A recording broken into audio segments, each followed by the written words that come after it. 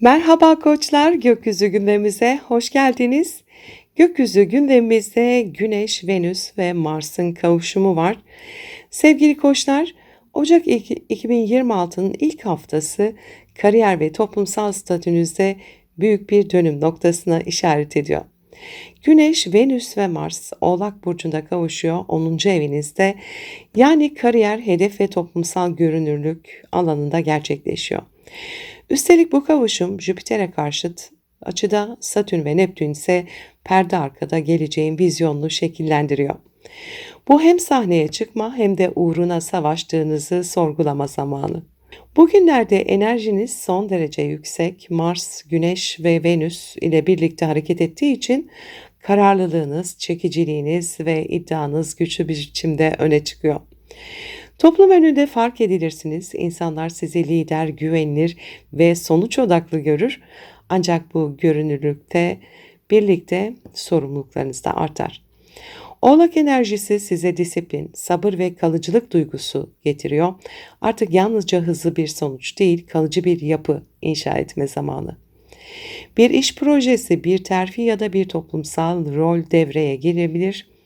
Venüs bu bölgede olduğundan kariyerle bağlantılı ilişkiler, iş ortaklıkları veya prestij getirecek tanışmalar gündeme gelebilir. Ancak Mars'ın ateşiyle hareket ederken aşırı rekabetçi davranmamaya dikkat edin. Bu kavuşumun Jüpiter'e yaptığı karşıt açı daha fazlasını isteme arzusunu büyütür.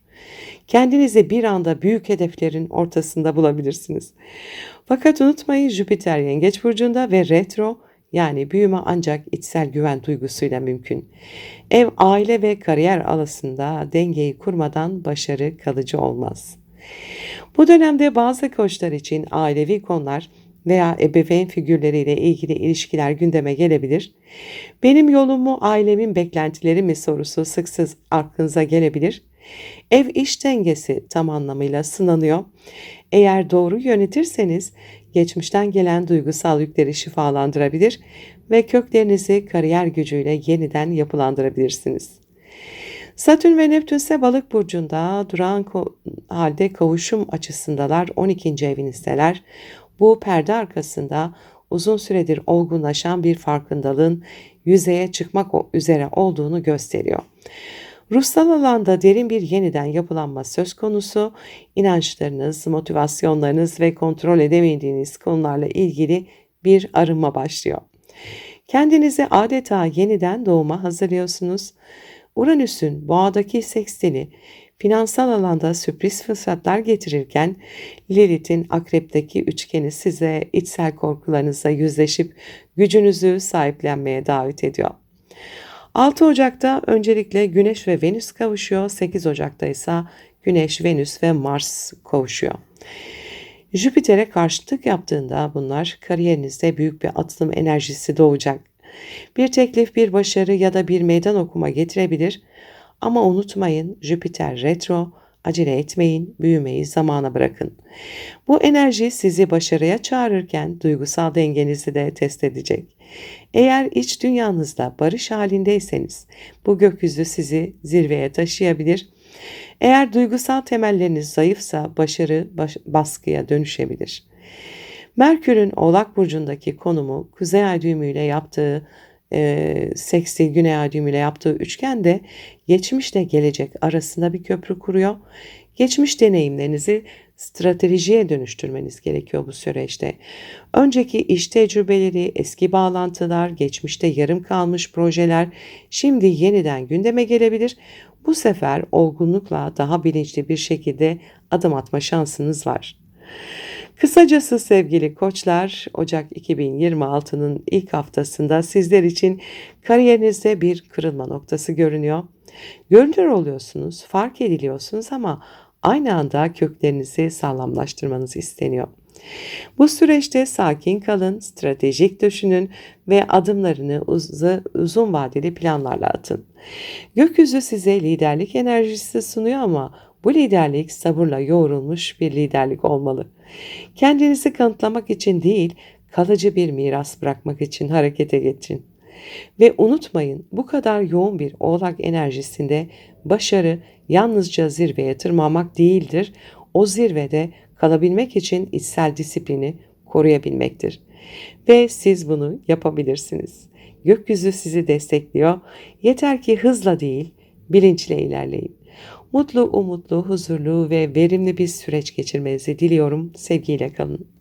Merhaba boğalar, gökyüzü gündemimize hoş geldiniz. Gökyüzü gündemimizde Güneş, Venüs ve Mars kavuşumları var. Sevgili boğalar, 2026'nın ilk haftasında gökyüzü sizi alışılmışın ötesine çağırıyor.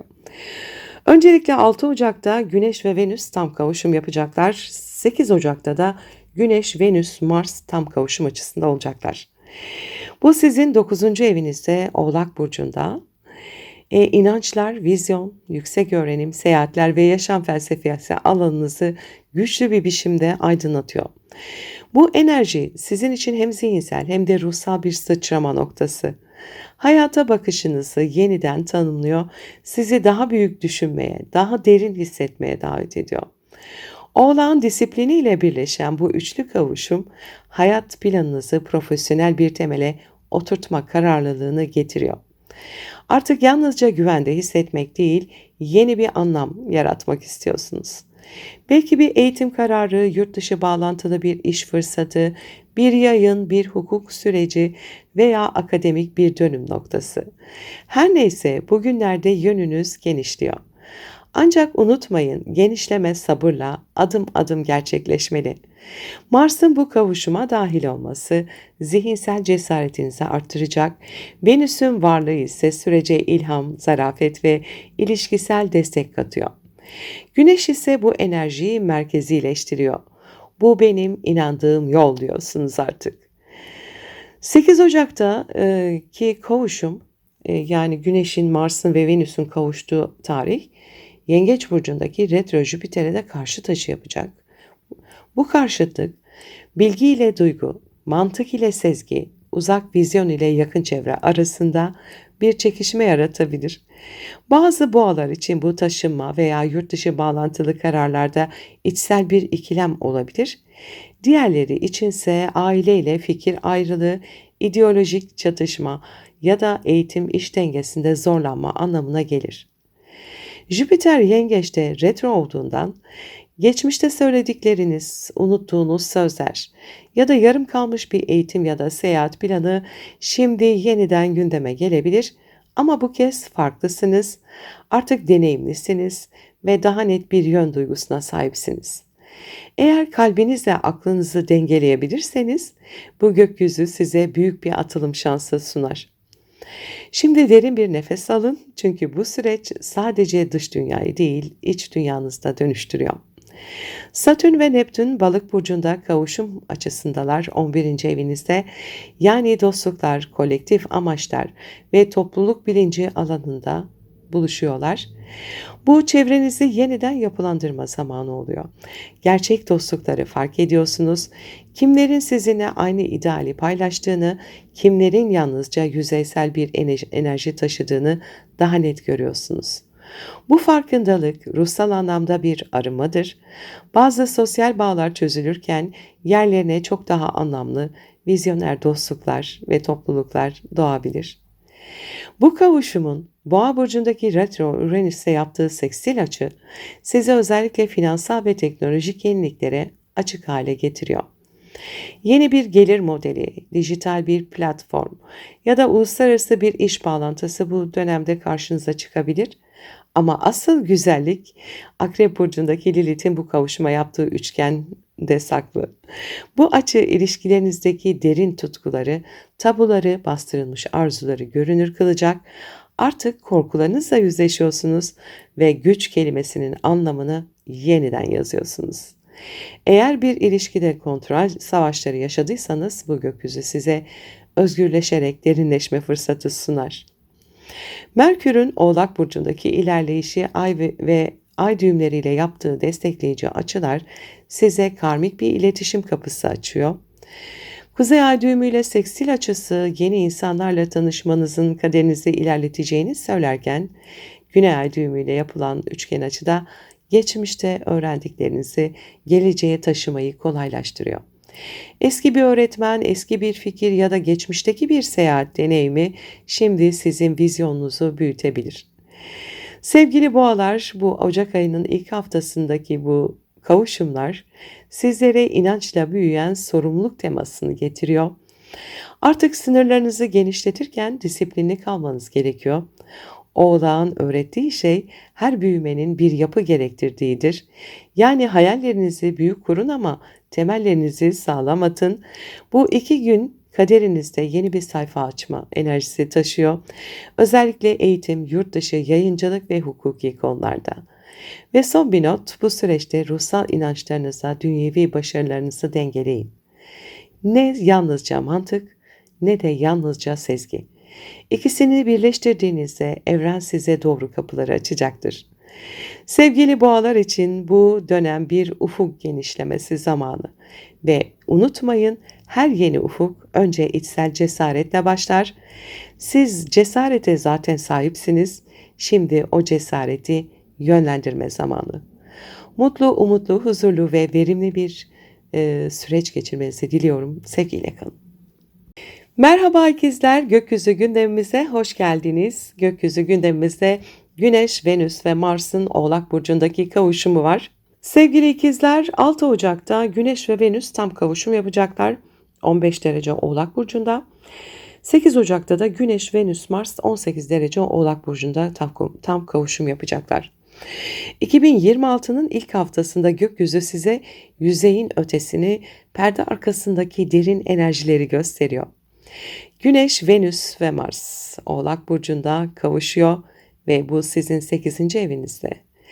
Yani paylaşılan kaynaklar, krizler, dönüşüm, ölüm, yeniden doğuş ve ruhsal güç alanında gerçekleşiyor. Bu ev insanın en derin yüzleşme noktasıdır ve şimdi siz o derinliğe iniyorsunuz. Oğlak Burcu doğası bu dönüşümü planlı, stratejik ve olgun bir hale getirecek. Artık yüzeyde kalmak mümkün değil. Geçmişin gölgeleriyle, bastırdığınız arzularla ve güç temalarıyla yüzleşme zamanı geldi. Bu dönemde ilişkilerde ya da ortaklıklarda kontrol, güven ve sınırlar konuları gündeme gelebilir. Venüs burada sevgiyi derin bir bağa dönüştürmek isterken Mars tutkuyu, Güneş ise bilinçli farkındalığı temsil ediyor. Bu yüzden bu kavuşum sizler için hem duygusal hem finansal bir yeniden doğuş enerjisi taşıyor. Bir yandan ilişkilerinizdeki güç dengelerini fark ederek diğer bir yandan finansal ortaklıklarınızla ilgili önemli gelişmeler yaşayabilirsiniz. Bir yatırım, borç, kredi ya da miras konusu gündeme gelebilir. Oğlak enerjisi burada size stratejiyi öğretiyor. Duygusal tepkilerle değil, akıllı hamlelerle ilerlemeyi öğrenmeniz gerekiyor. 8 Ocak'taki güçlü kavuşum, bu güçlü kavuşum yalnız Yengeç Burcu'ndaki retro Jüpiter'e de karşıt açı kuruyor.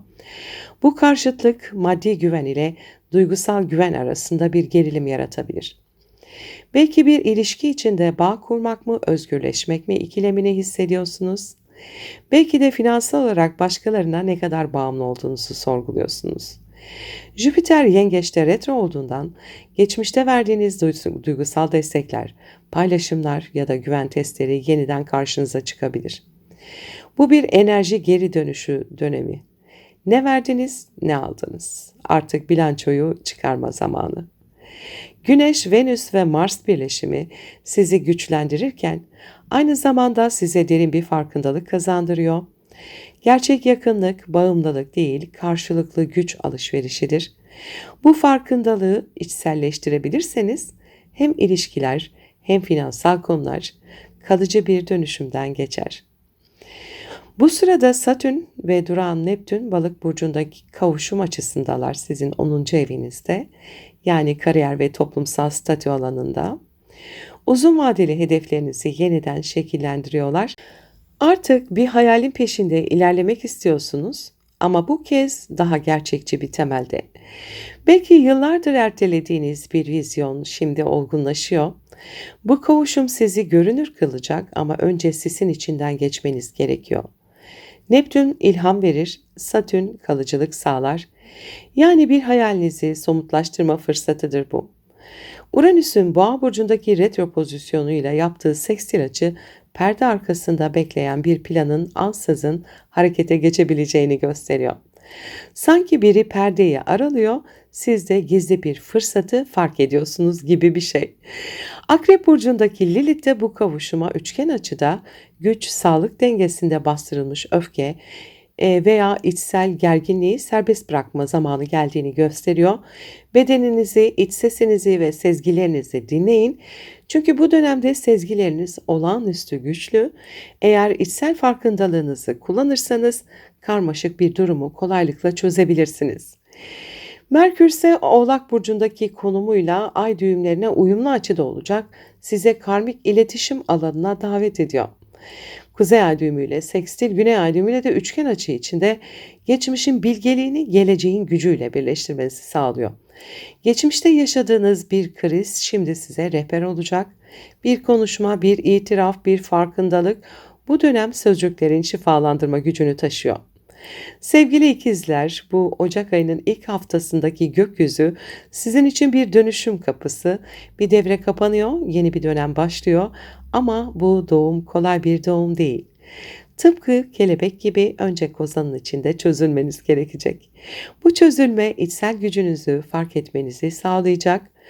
Bu dönemde size en büyük ders gerçek güç kontrol etmekte değil, teslim olmakta saklıdır olabilir ve siz artık korkularınızın efendisi oluyorsunuz.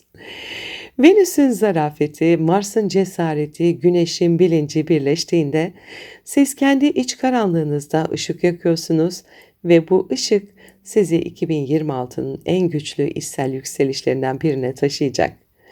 Unutmayın, bu süreçte yüzleştiğiniz her şey aslında sizi özgürleşmek için karşınıza çıkıyor. Bu gökyüzü sizi görünmeyen zincirlerden kurtarmak için çalışıyor. Direnç değil, farkındalık zamanı ve göreceksiniz ki bu dönüşüm sizi bambaşka bir seviyeye taşıyacak. Mutlu, umutlu, huzurlu, verimli bir süreç geçirmenizi diliyorum. Sevgiyle kalın. Merhaba yengeçler, gökyüzü gündemimize hoş geldiniz. Gökyüzü gündemimizde Güneş, Venüs ve Mars kavuşumu var Oğlak Burcu'nda. 6 Ocak'ta Güneş ve Venüs Oğlak Burcu'nun 15 derecesinde tam kavuşum yapacak. 8 Ocak'ta da Güneş, Venüs, Mars 18 derece Oğlak Burcu'nda tam kavuşum yapacaklar. Ama bu süreç zarfında hep kavuşum açılarında geziyorlar. Bu sizin için bir dönüm noktası olabilir sevgili yengeçler. Çünkü Güneş, Venüs ve Mars Oğlak Burcu'nda tam 7. evinizde, yani ilişkiler, evlilik, ortaklık ve açık düşmanlıklar alanında.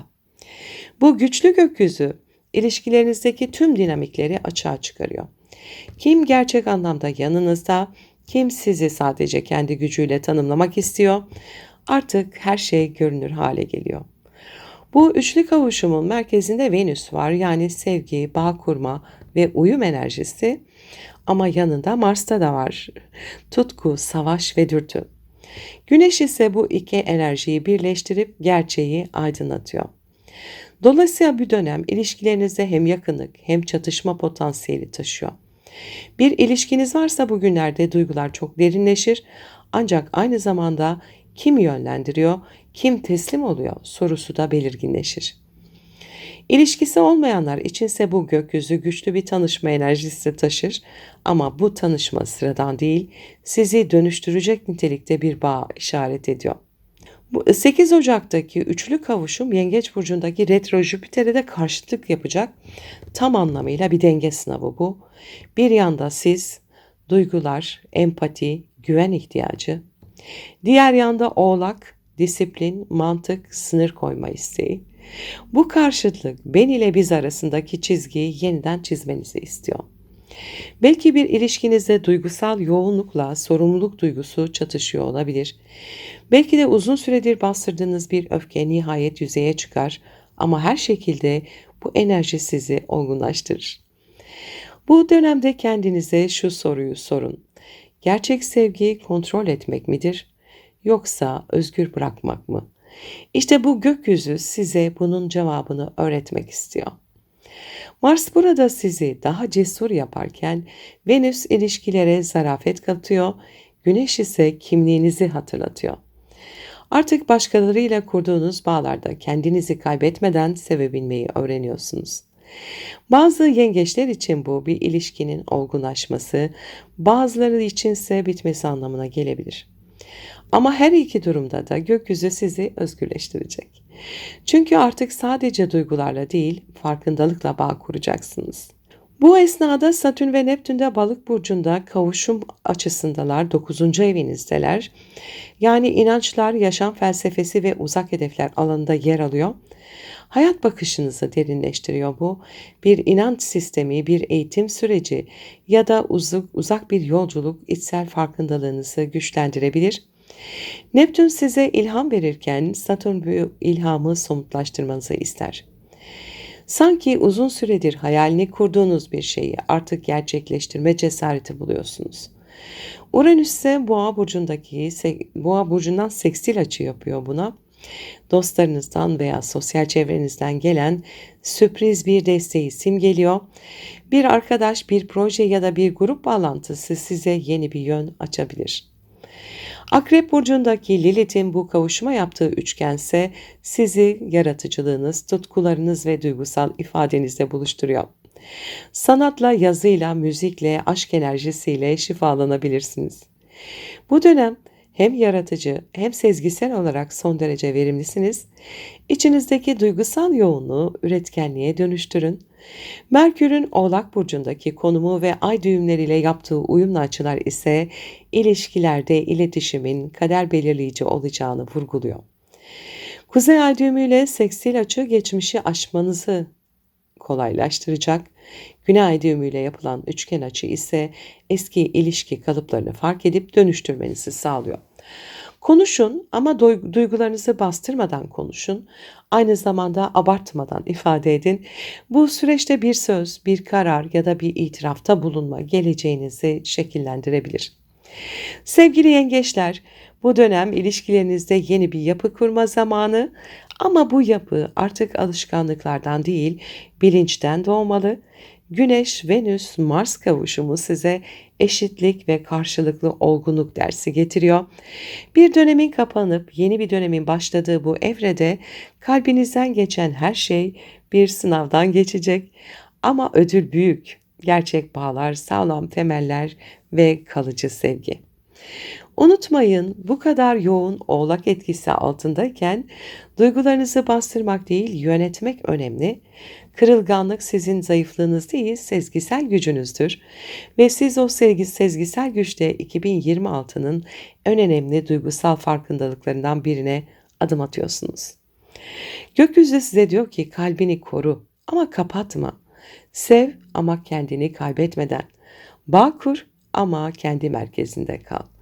İşte bu enerjiyle siz artık daha güçlü, daha bilinçli ve daha dengeli bir sevgi biçimi inşa ediyorsunuz.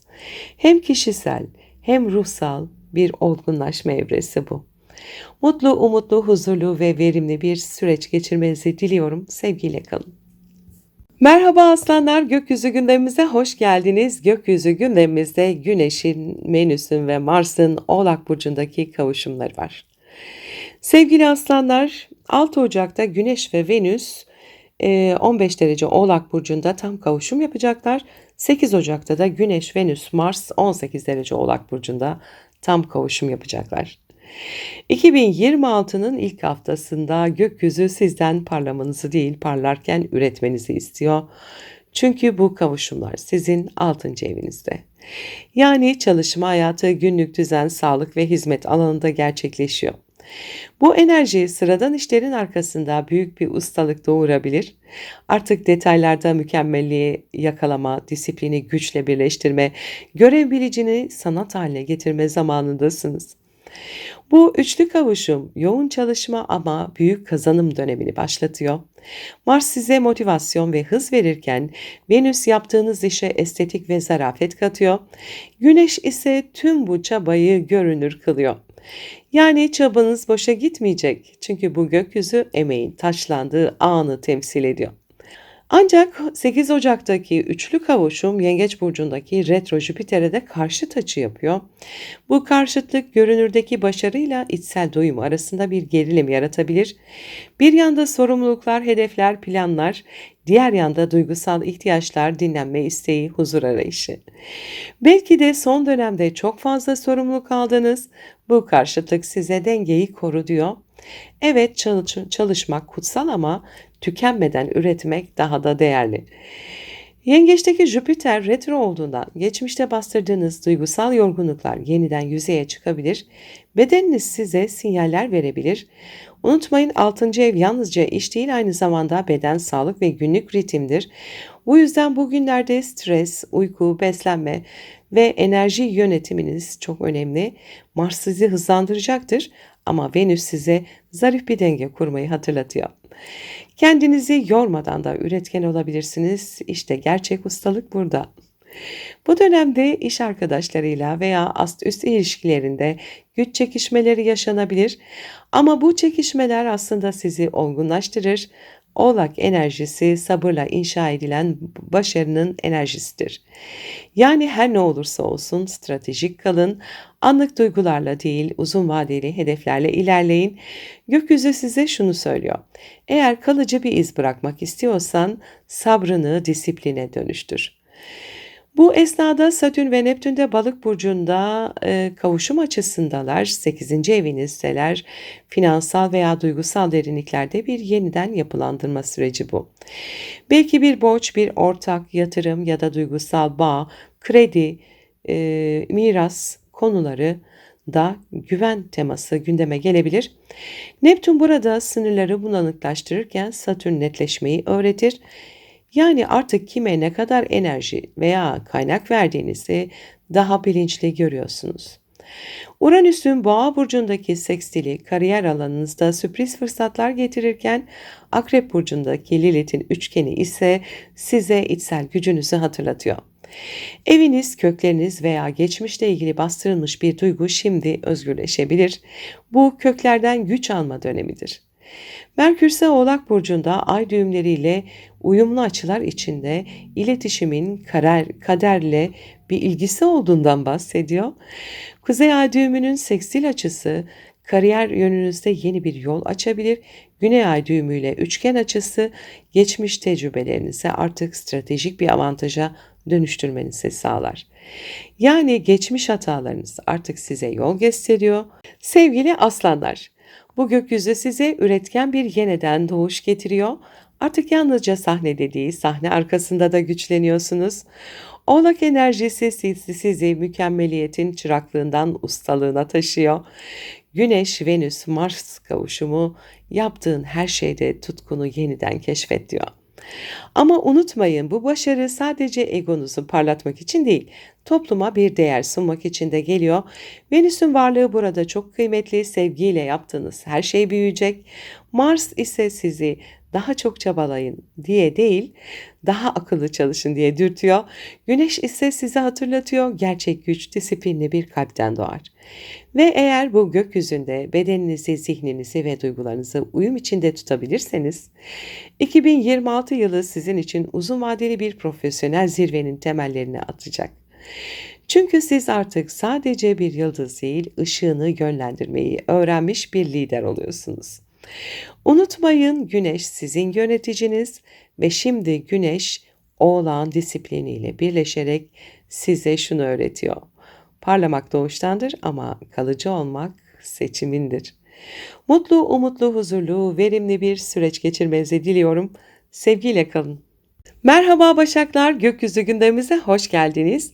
Gökyüzü gündemimizde Güneş, Venüs ve Mars'ın Oğlak Burcu'nda yaptığı kavuşumlar var. Sevgili Başaklar, 6 Ocak'ta Güneş ve Venüs 15 derece Oğlak Burcu'nda tam kavuşum yapacak. 8 Ocak'ta da Güneş, Venüs, Mars 18 derece Oğlak Burcu'nda kavuşacaklar. Bu yılın ilk haftasında gökyüzü size kendini ifade etme cesareti dersi veriyor. Bu kavuşum sizin 5. evinizde, yani yaratıcılık, aşk, çocuklar ve yaşam sevinci alanında gerçekleşiyor. Bu kalbinizi yeniden uyandıran, içsel ışığınızı disiplinle birleştiren güçlü bir enerji. Oğlak Burcu'nun buradaki bu kavuşum olgunluk, ciddiyet ve yapı kazandırıyor. Yani artık sadece yaratmak değil, yarattığınız şeyi inşa etmek istiyorsunuz. Bir sanat projesi, bir iş fikri, bir romantik ilişki ya da kişisel bir hedef. Bu dönemde neye tutku duyuyorsanız o alanda kalıcı bir temel atabilirsiniz. Venüs sevgi ve estetik getirirken Mars cesareti, Güneş ise farkındalığı temsil ediyor. Üçü birleştiğinde kalbinizde ürettiğiniz şey dünyada somut bir forma dönüşüyor. 8 Ocak'taki bu güçlü kavuşum Yengeç burcundaki retro Jüpiter'e de karşıt açı yapıyor. Bu karşıtlık kalpten gelen arzu ile toplumsal onay arasında bir gerilim yaratabilir. Bir yandan neşenizi, duygularınızı özgürce yaşamak istersiniz. Diğer yanda doğru mu, acaba uygun mu diye düşünebilirsiniz. Belki aşk hayatınızda açılmak mı, geri çekilmek mi ikilemi doğar. Belki de bir projenizi paylaşırken ya eleştirilirsem endişelisiyle karşılaşabilirsiniz. Ama unutmayın sevgili Başaklar, Jüpiter retro. Bu karşıtlık sizi durdurmak için değil, içsel güveninizi güçlendirmek için geliyor. Bu dönemde neyi gerçekten sevdiğinizi, neyi sadece onay almak için yaptığınızı ayırt etmeniz gerekiyor. Venüs'ün rehberliğiyle kendinizi, kalbinizi dinleyin. Çünkü kalbiniz bu dönemde en güçlü pusulanız olacak. Bu süreç aynı zamanda aşk hayatınızda önemli bir dönüm noktası getirebilir. Yeni bir ilişki başlayabilir ya da mevcut bir ilişki daha ciddi bir yapıya evrilebilir. Ancak Mars burada olduğundan tutku kadar gerilim de yükselebilir. Güneş bu alanı aydınlatırken sizden dürüstlük ister. Gerçek duygularınızı bastırmayın ama ifade ederken ölçülü olun. Oğlak enerjisi her şeyi olgunlaştırmak ister. Yani bu ilişkiler yüzeysel değil, uzun vadeli potansiyel taşır. Bu esnada Satürn ve Neptün de Balık burcunda kavuşum açısındalar 7. evinizde. Yani ilişkiler ve ortaklıklar alanında gerçekleşiyor. Bu son derece önemli çünkü ilişkilerdeki sınırlar ve beklentiler artık yeniden tanımlanacak. Neptün bir hayali büyütür. Satürn o hayalin gerçekten yaşanabilir olup olmadığını test eder. Bu nedenle 2026'nın başında gerçek ile hayal arasındaki çizgiyi netleştirdiğiniz bir dönem olacaktır. Bazı ilişkiler bu sınavı geçecek, daha da sağlamlaşacak. Bazıları ise sis dağıldığında gerçeğini gösterecek. Her iki durumda da bu kavuşum sizi büyütür. Çünkü artık neye bağlanmanız gerektiğini biliyorsunuz. Uranüs ise Boğa burcunda retro konumunda ve sekstil açıyla destekliyor. Yeni bir eğitim, yurt dışı bağlantısı veya ilham verici bir fırsat karşınıza çıkabilir. Akrep burcundaki Lilith de üçgen açıyla destek veriyor. Düşüncelerinizi cesurca ifade etme zamanının geldiğini söylüyor. Kelimeleriniz, fikirleriniz, üretimleriniz artık sıradan değil, güçlü, etkileyici ve fark yaratıcı olacak. Merkür de Oğlak burcunda ay düğümleriyle uyumlu açılar içinde yaratıcı fikirlerinizi somutlaştırma sürecine destek veriyor. Kuzey ay düğümün sekstil açısı yeni yönünüzü bulmanızı kolaylaştırırken Güney ay düğümünün üçgen açısı geçmiş deneyimlerinizi artık ustalıkla kullanmanızı istiyor. Yani öğrenci değil, öğreten konumuna geçiyorsunuz. Sevgili Başaklar, bu Ocak ayının başındaki bu kavuşumlar sizin için yaratıcı uyanış dönemi, kalbinizle çalışmayı, tutkularınızla üretmeyi, sevdiklerinizle gerçek bağ kurmayı öğreniyorsunuz. Bu enerji hayattan keyif almanın yeniden yapılandığı bir dönem. Ama Oğlak enerjisi size hatırlatır. Gerçek keyif istikrarla birlikte gelir. Bu nedenle şimdi attığınız her yaratıcı adım geleceğin sağlam temellerini oluşturacak. Unutmayın bu süreç sadece bir şeyler yapmak değil, kendinizi yaratıcı olarak yeniden tanımlamak sürecidir. Ve siz sevgili Başaklar doğuştan mükemmeliyetçisiniz. Ama bu kez mükemmellik huzursuzlukta değil, içtenlikte yatıyor. Kalpten gelen her şey bu dönemde büyür, gelişir ve değer bulur. Gökyüzü size diyor ki sevdiğini yap ama sevgiyle yap. Üret ama kalbini kat ve en önemlisi kendi ışığını ciddiye al.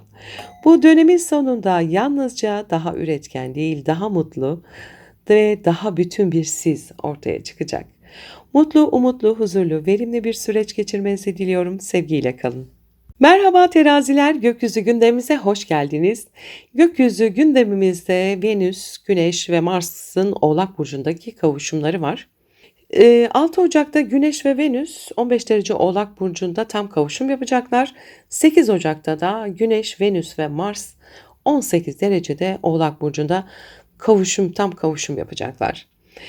Bu tarihler arasında gökyüzü hayatınızın temellerine dokunan derin bir dönüşüm enerjisini harekete geçiriyor. Güneş, Venüs ve Mars Oğlak burcunda birleşirken Satürn ve Neptün de Balık burcunda kavuşum açısındalar. Jüpiter ise Yengeç burcunda geriye gidiyor ve tüm bu hareketler sizin yaşam dengenizi yeniden kurmanızı isteyen çok güçlü bir göksel tablo oluşturuyor. 2026'nın bu ilk haftası gökyüzü size içsel güven konusunu hatırlatıyor. Güneş, Venüs ve Mars Oğlak burcunda kavuşurken bu kavuşum sizin 4. evinizde oluyor. Yani ev, aile, iç dünya ve duygusal kökler alanında gerçekleşiyor. Bu kökten bir yapılanma enerjisi.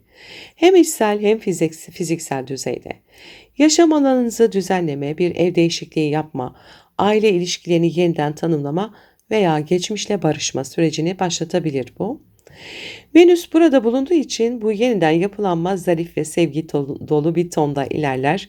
Mars ise kararlılık ve enerji verir. Güneş de farkındalığınızı yükseltir. Yani artık neye ait olduğunuzu yeniden tanımlıyorsunuz. Kendinizi bir yere, bir ilişkiye, bir geçmişe ait hissetmediğiniz konular artık netleşiyor. Artık kendi duygusal güvenliğinizi kendi elinizle inşa etme zamanı. Bu dönemde özellikle ebeveynlerle ilişkiler, geçmişe dair duygular veya ev içinde yaşanan roller yeniden gündeme gelebilir.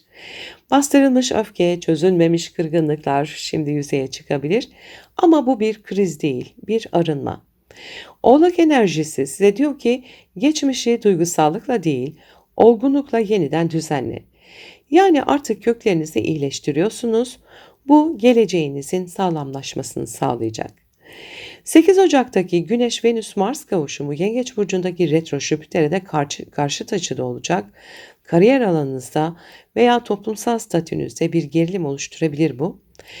Ev iş dengesi bu dönemde en önemli tema olacak. Bir yandan özel yaşamınızda huzur ve denge ararken diğer yandan sorumluluklar sizi dış dünyaya çağırıyor olacak. Belki bir iş projesi aile düzeninizi etkiliyor ya da evle ilgili bir karar kariyer yönünüzü değiştiriyor. Bu karşıtlık sizi dengeye geri dönmeye davet ediyor. Eğer son dönemlerde hep başkalarına göre karar verdiyseniz artık kendi duygusal güvenliğinizi öncelikli hale getirmelisiniz.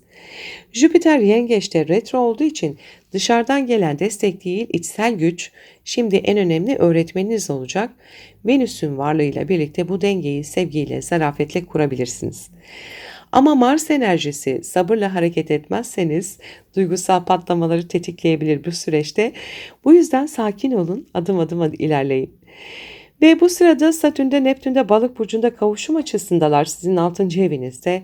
Yani günlük yaşam, iş düzeni ve sağlık alanında. Bu çok önemli bir yapılandırma sürecidir. Çalışma sisteminiz, günlük alışkanlıklarınız, hatta bedensel ritminiz değişmek üzere. Belki iş ortamınızda netleşmeyen belirsizlikler artık somut hale gelecek ya da uzun süredir devam eden bir karmaşa artık düzene kavuşuyor. Satürn size sorumlulukla sistem kurmayı öğretirken Neptün ilham verir ama sınırları bulanıklaştırır. Yani hem ruhsal hem fiziksel sağlığınız için net bir yapı kurmak gerekiyor. Bu dönemde spiritüel pratikler, meditasyon, dua, namaz, nefes çalışmaları ya da sanatsal üretim size şifa verebilir. Uranüs ise Boğa burcunda retro harekette ve bu kavuşuma sekstil açıda finansal veya miras konularında ani gelişmeler getirebilir bu. Bu bir maddi fırsat olabileceği gibi beklenmedik bir borcun kapanması ya da yeni bir yatırım planı da olabilir.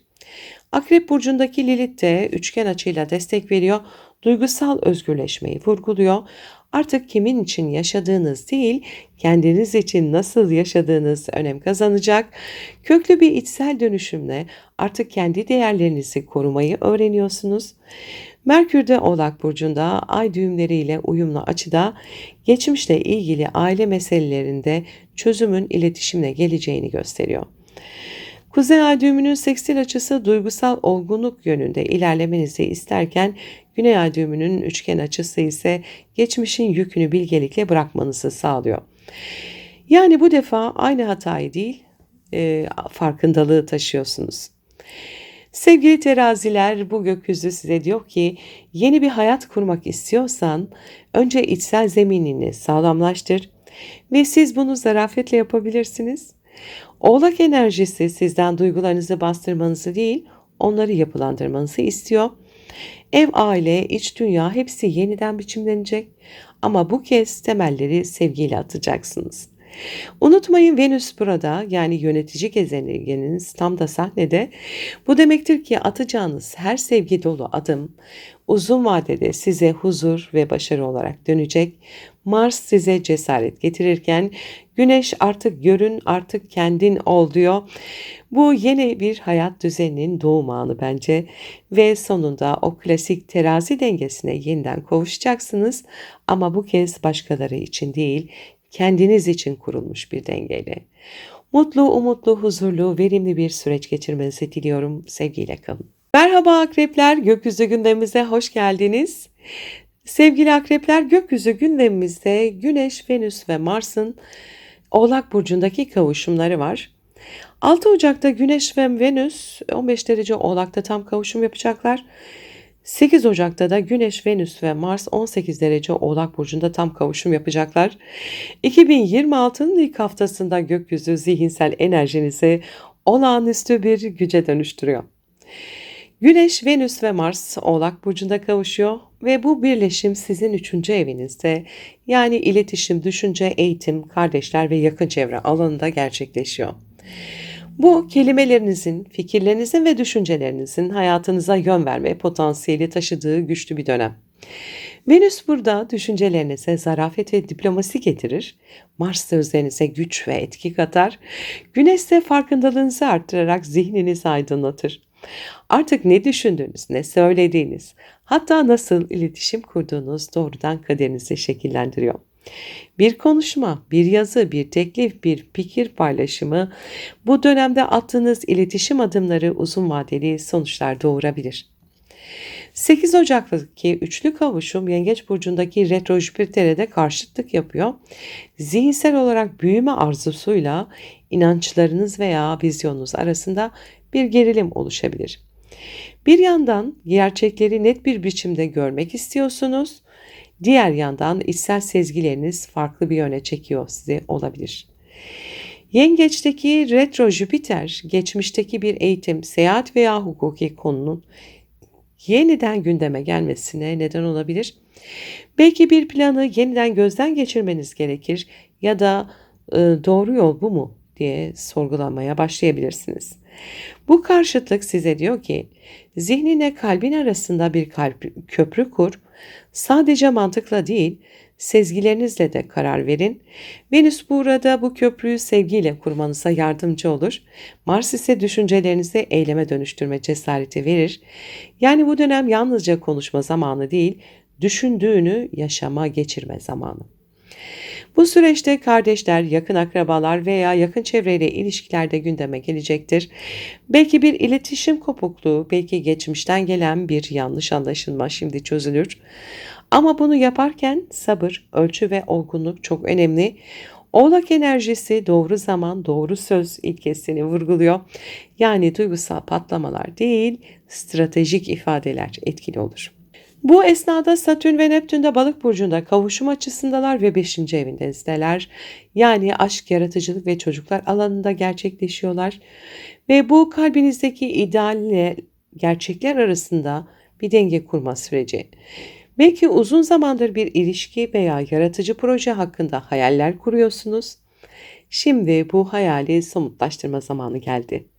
Neptün ilham verir, Satürn bunu gerçeğe dönüştürür.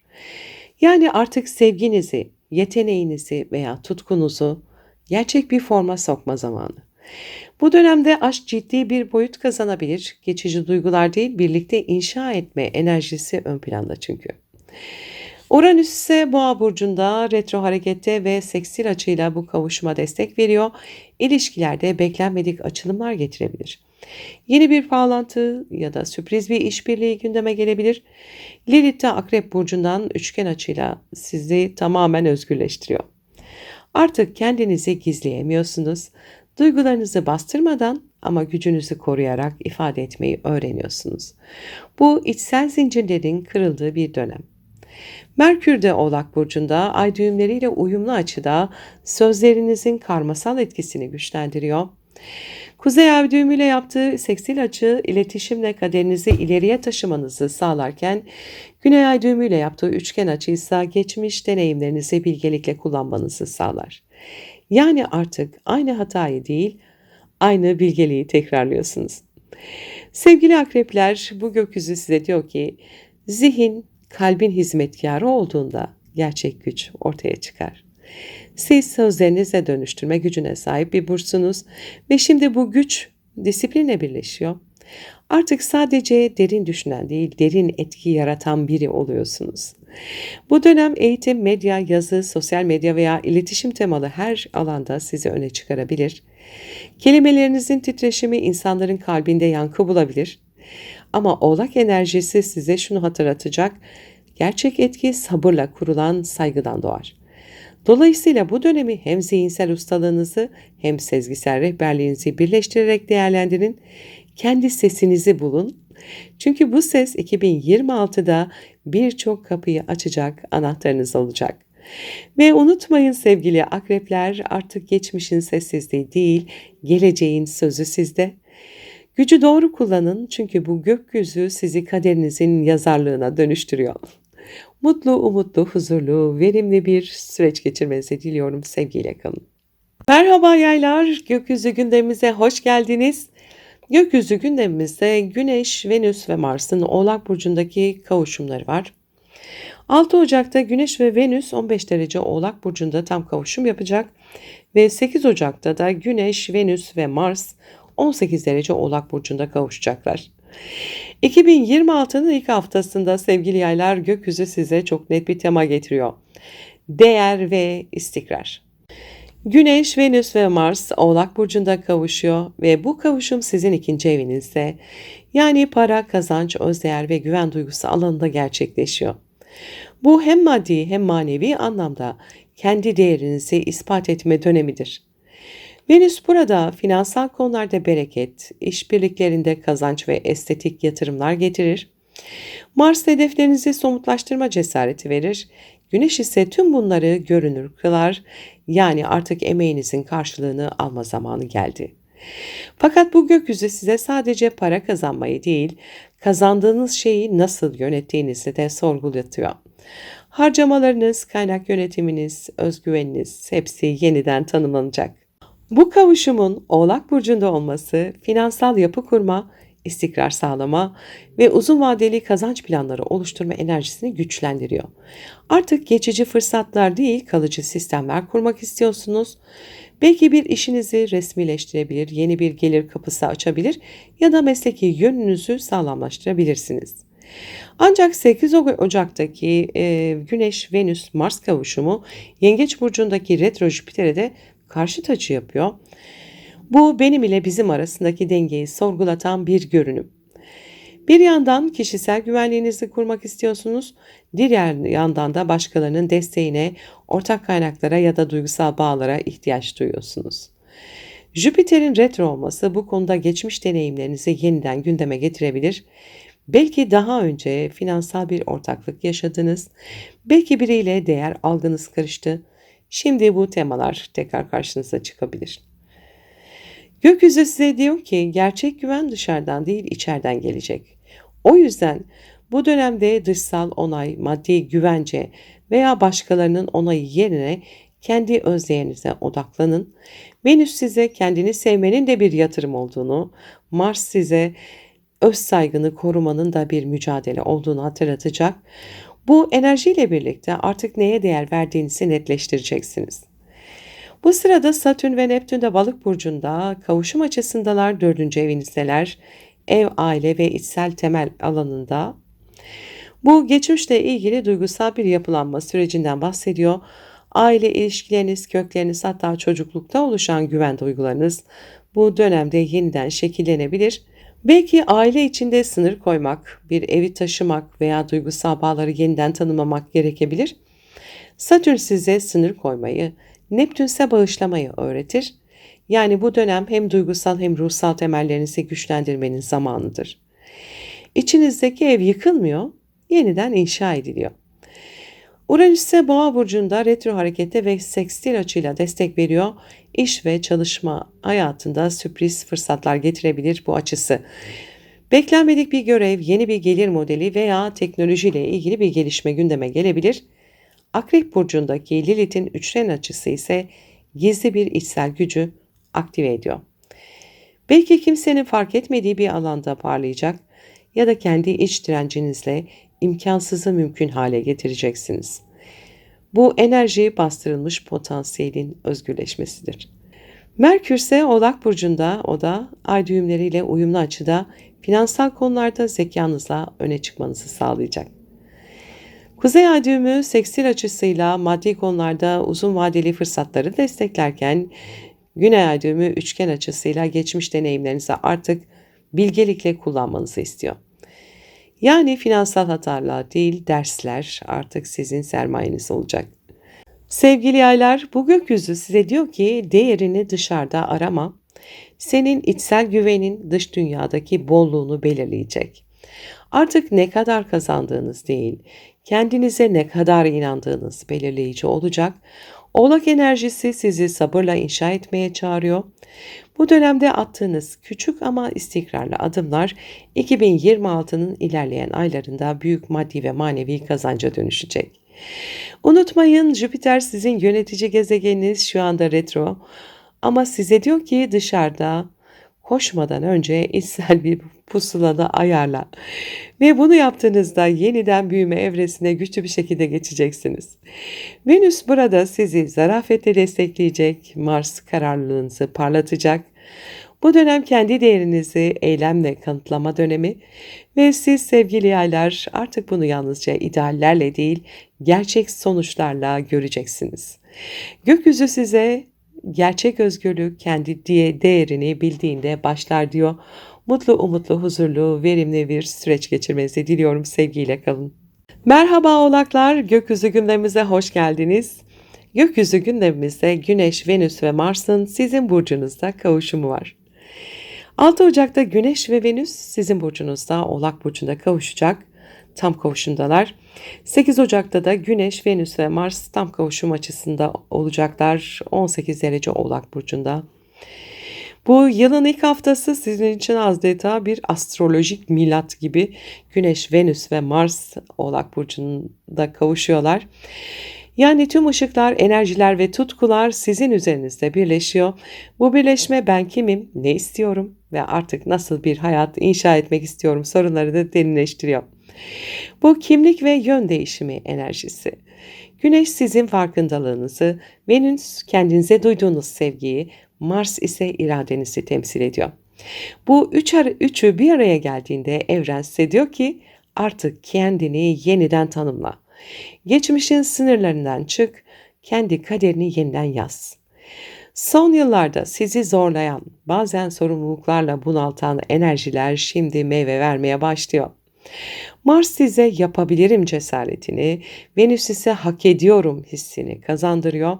Güneş de tüm bunları görünür kılıyor. Artık kim olduğunuzu saklayamıyorsunuz. Ve dünyaya olgunlaşmış halinize görünüyorsunuz.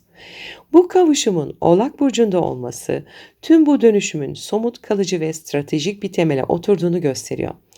Artık duygusal değil, yapısal bir yeniden doğuş içerisindesiniz. Kendinizi duygusal olarak olgunlaştırıyor, profesyonel yönünüzü güçlendiriyorsunuz. Belki de hayatınızın liderlik dönemine giriyorsunuz. Ancak 8 Ocak'ta bu oluşan güçlü kavuşum Güneş, Venüs'ün ve Mars'ın Yengeç burcundaki retro Jüpiter'e de karşıt açısı var. Bu karşıtlık ben ile biz arasında bir denge arayışını doğurur. Bir yanda kendi hedefleriniz, kendi yönünüz vardır. Diğer yandan ilişkilerinizin, ailenizin veya partnerinizin beklentileri. Jüpiter'in retro konumu geçmişte yaşanan bir ilişki teması ya da eski bir duygusal kalıbı yeniden gündeme getirebilir. Artık bağımlı olduğunuz ya da fazla sorumluluk aldığınız ilişkileri sorgulayacaksınız. Gökyüzü size diyor ki gerçek bağ özgürlükten doğar. Gerçek güç kendi alanını koruyabilmektir. Venüs bu süreçte size sevgiyle sınır koymayı, Mars ise kendini savunmayı öğretir. Yani artık başkalarının beklentileriyle değil, kendi değerlerinizle ilerlemenin zamanı geldi. Bu sırada Satürn ve Neptün de Balık burcunda kavuşum açısındalar 3. evinizde. Yani iletişim, düşünce ve kararlar alanında gerçekleşiyor. Bu enerji zihinsel netlik ile sezgisel derinliğin birleşimini getiriyor. Uzun süredir bulanık kalan konular artık netleşiyor. Gerçeği kalbinizle görebiliyorsunuz.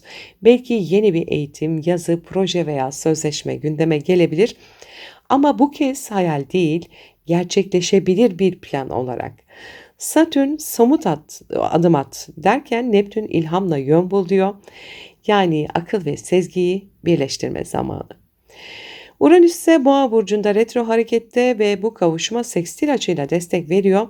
Yaratıcılığınızı ve özgünlüğünüzü parlatıyor. Yetenekleriniz, hobileriniz veya duygusal yaratıcılığınız beklenmedik bir biçimde değerlenebilir. Bir sanat, eğitim veya medya alanında fark yaratabilirsiniz. Akrep burcundaki Lilith de üçgen açıyla size destek oluyor. Sosyal çevrenizden büyük bir destek getirecek. Uzun süredir bastırdığınız arzular, idealler şimdi özgürleşecek.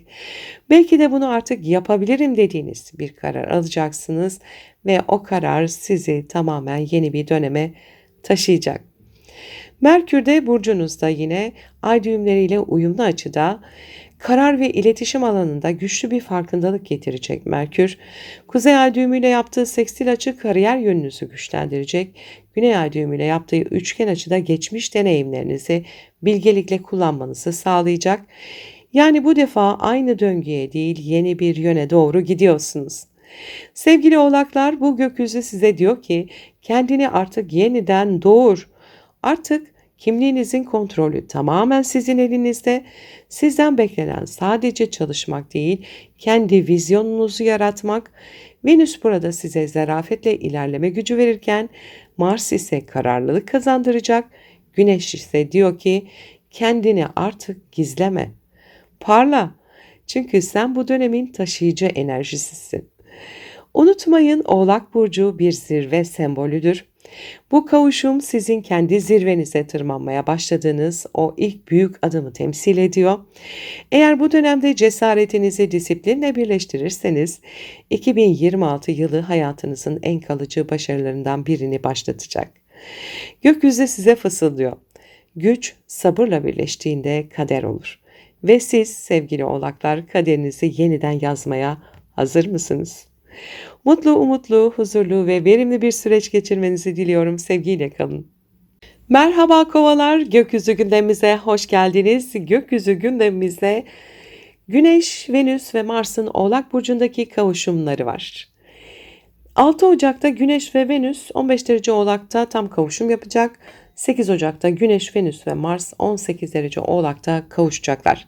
Sevgili kovalar, 2026'nın ilk haftası sizin için dışarıya değil içeriye yönelme zamanı. Güneş, Venüs ve Mars Oğlak Burcu'nda 12. evinizde, yani bilinçaltı, ruhsal arınma, kapanış ve içsel bilgelik alanında gerçekleşiyor. Bu dönem bir devrin kapanıp yenisinin filizlendiği çok özel bir süreç.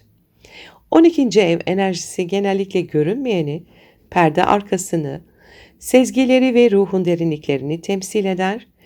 Güneş burada sizin içsel ışığınızı yakar. Venüs ruhsal şifayı, içsel huzuru getirir. Mars ise bastırılmış öfke, korku ya da güvensizlikleri açığa çıkarır. Üçü birleştiğinde bu ruhsal bir yeniden doğuşun işaretidir. Bu dönemde geçmişle yüzleşme, kendinizi affetme veya eski bir döngüyü kapatma ihtiyacı duyabilirsiniz. Kendinizi zaman zaman içeriye kapanmış hissedebilirsiniz ama bu kapanış bir kayboluş değil, bir hazırlık sürecidir. Kozmik anlamda bir yenilenme öncesi dinlenme dönemindesiniz. Tıpkı kış uykusuna çekilen bir doğa gibi siz de içsel enerjilerinizi yeniden topluyorsunuz. Bu süreçte rüyalarınız, sezgileriniz, iç sesiniz çok güçlü olabilir. Venüs bu alanda size duygusal arınma ve kalp şifası getirir. Belki eski bir ilişkiyi affedip o bağdan özgürleşirsiniz. Mars ise bastırılmış duyguları açığa çıkarır. Bu içsel bir yüzleşme gibi çalışır ama sonunda hafifleme getirir.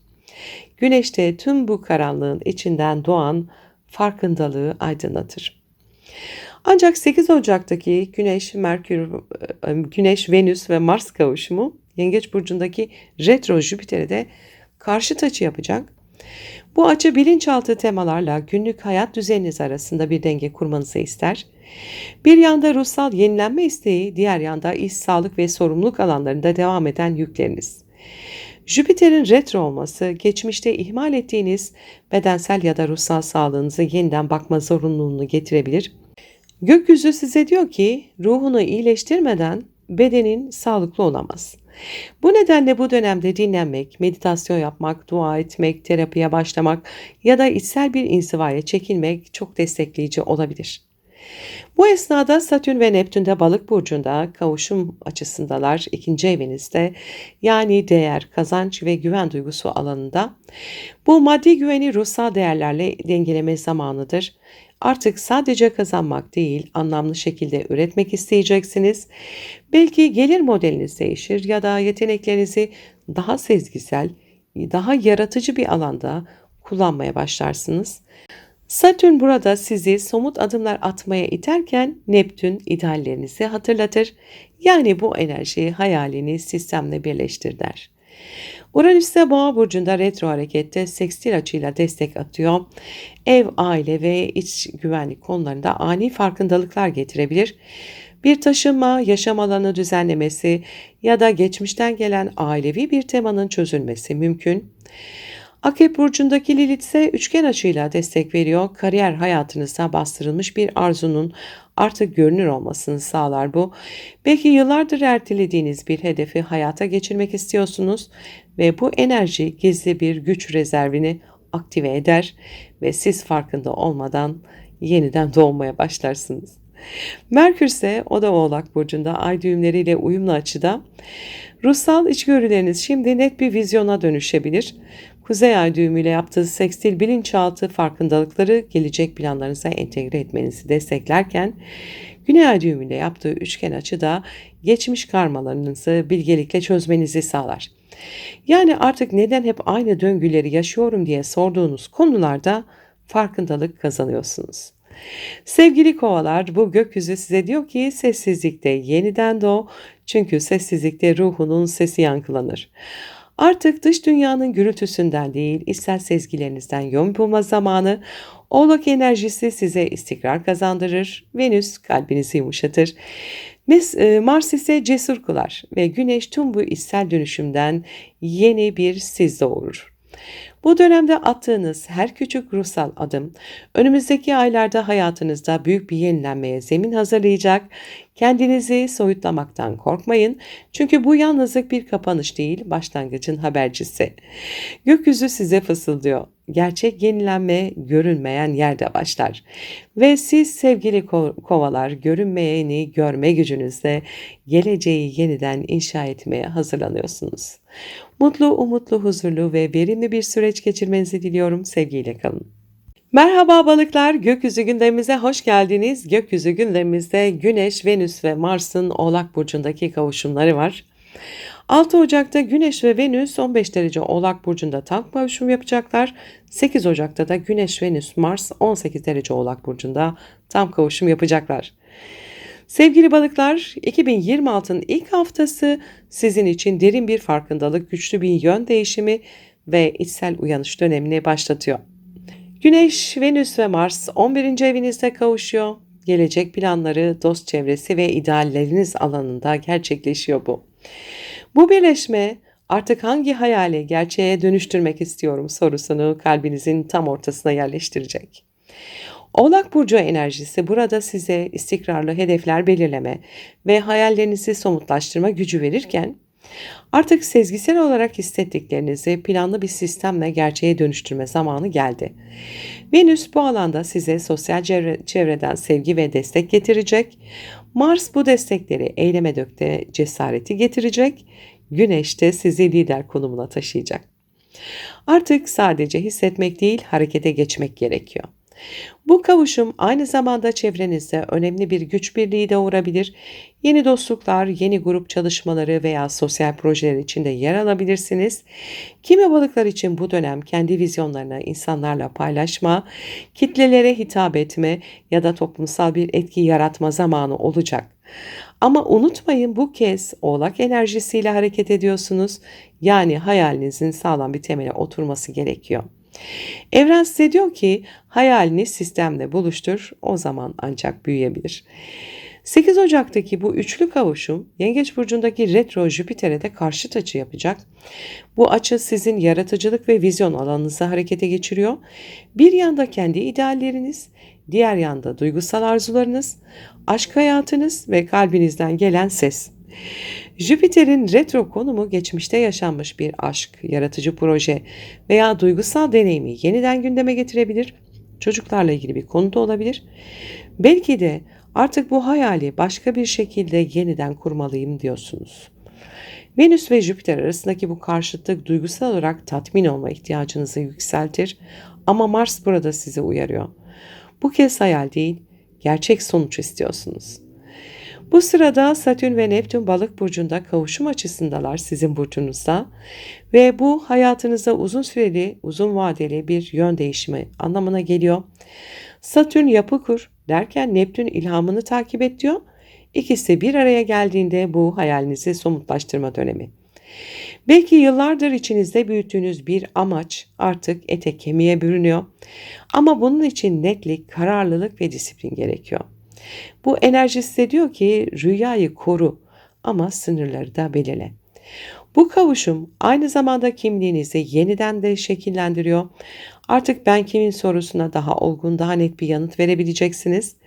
Eski rollerden, eski kimliklerden, hatta eski bir benlik algısından özgürleşeceksiniz. Bu hem ruhsal bir temizlik hem de kişisel bir yeniden doğuş. Bir dönemi kapatıyorsunuz, asıl yolunuza ilerliyorsunuz. Uranüs ise Boğa burcunda retro harekette ve seksil açıyla bu kavuşuma e, destek veriyor. İletişim, öğrenme ve fikir alışverişi alanında sürpriz gelişmeler getirebilir. Belki yeni bir eğitim, yazı ya da proje ya da fikir üzerinden insanlarla bağlantı kuracaksınız. Akrep burcundaki Lilith de bu üçgen açıyla destek veriyor. İnanç gücü kazandırıyor. Artık korkmadan ifade edebileceğiniz bir hakikate dönüşüyorsunuz. Lilith diyor ki kendini saklama, gerçek gücün sezgilerinde. Merkür de Oğlak burcunda ay düğümleriyle uyumlu açıda gelecek yönünüzü netleştirmeniz için uğraşıyor. Kuzey ay düğümüyle sekstil açıda size kariyeriniz ve toplumsal rolünüzle ilgili yeni fırsatlar getirecek. Güney ay düğümüyle de üçgen açıda geçmiş vizyonlarınızı bilgelikle dönüştürmenizi sağlıyor. Artık eski ben değil, yeni siz konuşacak. Sevgili balıklar, bu gökyüzü size diyor ki hayalin bu kez gerçekle birleşiyor. Artık sezgileriniz sadece içsel bir rehber değil, aynı zamanda sizi yeni bir kader çizgisine taşıyan pusulanız.